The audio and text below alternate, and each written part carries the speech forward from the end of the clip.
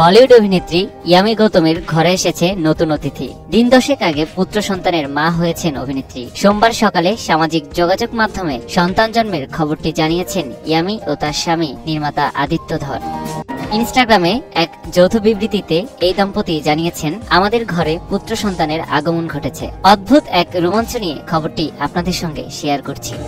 এরই মধ্যে নামকরণ পর্ব সেরে ফেলেছেন ইয়ামি ও আদিত্য। এই দম্পতির ছেলের নাম রেখেছেন ভেদাভেদ। ছেলের উজ্জ্বল ভবিষ্যৎ কামনায় অনুরাগীদের কাছে দোয়া চেয়েছেন তারা।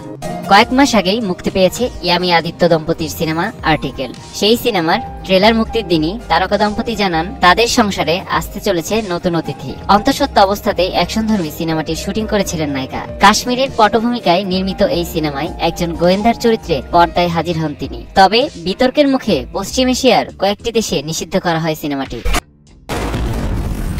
will be joining the NIA में तुम्हें फ्री है।